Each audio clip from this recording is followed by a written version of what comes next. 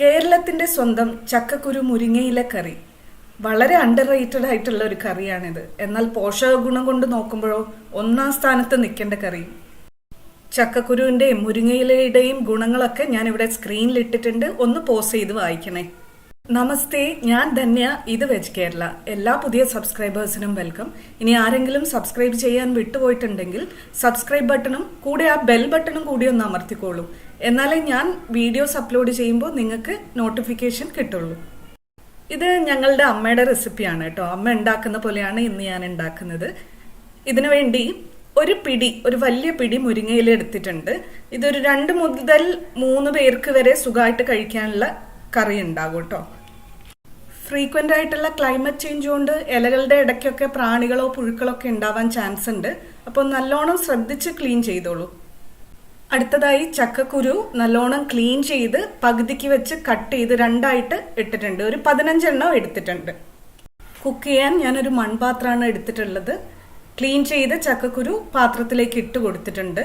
ആദ്യം ചക്കക്കുരു വേവിച്ചതിന് ശേഷം മാത്രമേ മുരിങ്ങയില നമ്മൾ ചേർക്കുള്ളൂ. കാരണം ചക്കക്കുരുവിനാണ് വേവ് കൂടുതലുള്ളത്. എല്ലാവർക്കും അറിയാം, ഞാനൊന്ന് പറഞ്ഞതേ ഉള്ളൂ. ഇതിലേക്ക് 1/2 ടീസ്പൂൺ മഞ്ഞൾപ്പൊടിയും 1/4 ടീസ്പൂൺ മുളക് പൊടിയും ചേർത്ത് 1 കപ്പ് വെള്ളവും ചേർത്ത് ഇളക്കി നമ്മൾ മീഡിയം ഫ്ലെയിമിലേക്ക് വെച്ചു കൊടുക്കുകയാണ്, ചക്കക്കുരു വേവുന്നത് വരെ.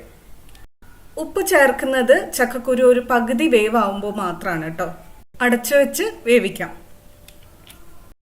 ഇതായിപ്പോൾ ചക്കക്കുരു പകുതി വേവായിട്ടുണ്ട്. കല്ലുപ്പ് ചേർത്ത് ഇളക്കി കൊടുത്ത് ഒന്നുകൂടി അടച്ചു വെക്കാം. എനിക്ക് കിട്ടിയ ചക്കക്കുരു ഇളം ചക്കയുടെ കുരു ആയതുകൊണ്ട് വളരെ പെട്ടെന്ന് തന്നെ വെന്ത് കിട്ടും. ഇതായിപ്പോൾ ഒരു 3 മിനിറ്റ് ആയപ്പോൾ തന്നെ തുറന്നു നോക്കിയപ്പോൾ നല്ലോണം വെന്തിട്ടുണ്ട്. വെന്തുടഞ്ഞിട്ടില്ല, പക്ഷെ ഇത് നമുക്കൊന്ന് ചെറുതായിട്ടൊന്ന് മാഷ് ചെയ്ത് കൊടുക്കണം. ചെറുതായിട്ട് മതി, ഉടച്ച് കലക്കൊന്നും വേണ്ട കേട്ടോ. നല്ല മൂത്ത ചക്കയുടെ കുരുവാണ് കിട്ടുന്നതെന്നുണ്ടെങ്കിൽ കുക്കറിൽ ഒരു 1-2 വിസിൽ കൊടുത്ത് വേവിച്ചെടുത്താൽ മതി. ഇനി നമുക്കിതിലേക്ക് നമ്മൾ ക്ലീൻ ചെയ്ത് വെച്ച മുരിങ്ങയില ചേർത്ത് കൊടുക്കാം. അതിൻ്റെ കൂടെ തന്നെ 2 പച്ചമുളക് കട്ട് ചെയ്തതും ചേർത്ത് കൊടുക്കാം. നീളത്തിലോ വട്ടത്തിലോ എങ്ങനെ വേണമെങ്കിലും അരിയാം. ഇതിൻ്റെ കൂടെ തന്നെ നമ്മൾ കുക്ക് ചെയ്ത് വെച്ച തുവരപ്പരിപ്പ് ഒരു 5 ടേബിൾ സ്പൂൺ ചേർത്ത് കൊടുക്കുന്നുണ്ട്. അതിൽ കൂടുതൽ ചേർക്കുന്നില്ല കേട്ടോ. എന്തുകൊണ്ടാന്ന് വെച്ചാൽ ഇല്ലെങ്കിൽ അത് മുരിങ്ങയിലയുടെയും ചക്കക്കുരുവിൻ്റെയും ടേസ്റ്റിനെ ഓവർ പവർ ചെയ്യും. ഒരു പരിപ്പ് കറി പോലെ ആയിപ്പോവും. അതുകൊണ്ട് 5 ടേബിൾ സ്പൂൺ മാത്രം ചേർത്ത് കൊടുക്കുന്നുണ്ട്. നന്നായി മിക്സ് ചെയ്ത് കൊടുക്കാം. ഇതിലേക്ക് ഇനി ഇത് വേവാൻ വേണ്ട വെള്ളം ഒരു 1/4 കപ്പ് വെള്ളവും കൂടി ഞാൻ ഒഴിച്ചു കൊടുക്കുന്നുണ്ട്. സോറി, ആ വീഡിയോ ക്ലിപ്പ് എനിക്ക് മിസ്സായി. വെള്ളം കൂടി ഒഴിച്ചു കൊടുത്തിട്ട് അടച്ചു വെച്ച് വേവിക്കാം.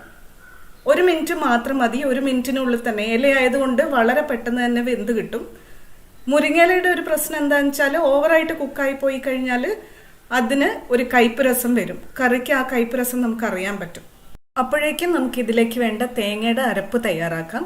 ഒരു 1/2 കപ്പ് മുതൽ 1/4 കപ്പ് വരെ ചിരകിയ തേങ്ങ എടുക്കാം. അതിലേക്ക് ഒരു 1/2 ടീസ്പൂൺ ജീരകം കൂടി ചേർത്ത് നന്നായിട്ട് മയത്തിൽ അരച്ചെടുക്കാം. അതിലേക്ക് ഒരു 1/4 കപ്പ് വെള്ളം മാത്രമേ അരയ്ക്കാൻ ഞാൻ ഉപയോഗിക്കുന്നുള്ളൂ കേട്ടോ. അപ്പോഴേക്കും നമ്മുടെ മുരിങ്ങയില ഇതവിടെ കുക്കായിട്ടുണ്ട്. ഇനി നമ്മൾ അരച്ചു വെച്ച തേങ്ങ അരപ്പ് ചേർത്ത് ഇളക്കി കൊടുക്കാം. തേങ്ങ ചേർക്കുമ്പോഴും എപ്പോഴും നമ്മൾ സൂക്ഷിക്കണം. അധികമായി പോയി കഴിഞ്ഞാൽ നമുക്ക് ചക്കക്കുരുവിൻ്റെയും മുരിങ്ങയിലയുടെയും ടേസ്റ്റ് ശരിക്കും അറിയാൻ പറ്റില്ല. തേങ്ങയുടെ ടേസ്റ്റ് ആയിരിക്കും മുന്നിട്ട് നിൽക്കുന്നത്. പാകത്തിന് ചൂടുവെള്ളവും ചേർത്ത് നമുക്ക് വേണ്ട കൺസിസ്റ്റൻസിയിൽ അഡ്ജസ്റ്റ് ചെയ്തെടുക്കാം.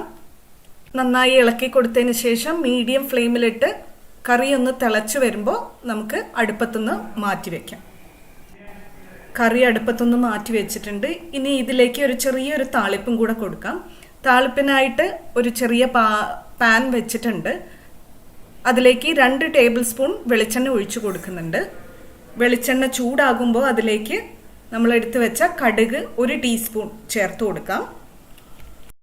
കടുക് ഒന്ന് നന്നായി പൊട്ടി വരുമ്പോൾ അതിലേക്ക് 3-4 വറ്റൽമുളകും 1 തണ്ട് കറിവേപ്പിലയും ചേർത്ത് അതൊന്ന് ചെറുതായിട്ട് മൂത്ത് വരുമ്പോൾ ഒരു 5-6 സെക്കൻഡിനുള്ളിൽ തന്നെ ഈ താളിപ്പ് നമുക്ക് കറിയിലേക്ക് ചേർത്ത് കൊടുക്കാം. അങ്ങനെ നമ്മുടെ ചക്കക്കുരു മുരിങ്ങയില കറി ഇവിടെ റെഡിയാണ് കേട്ടോ. ഈ കറി ഏറ്റവും ടേസ്റ്റി ആയിട്ട് തോന്നുന്നത് ഇതൊന്ന് തണിഞ്ഞതിന് ശേഷം ചോറിൻ്റെ കൂടെ കഴിക്കുമ്പോഴാണ്. ഒരുപാട് പേര് ഈ കറി ഉണ്ടാക്കുന്നുണ്ടാവും. എന്നാലും അറിയാത്തവർക്ക് വേണ്ടി, ബാച്ചിലേഴ്സിന് വേണ്ടിയൊക്കെ ആയിട്ടാണ് ഈ കറി ഞാനിന്ന് ചെയ്തത്. അപ്പോൾ എല്ലാവരും വീട്ടിൽ ഇത് ട്രൈ ചെയ്ത് നോക്കിയിട്ട് ഫീഡ്ബാക്ക് പറയൂ കേട്ടോ. Thank you for watching. Dhanya from veg Kerala.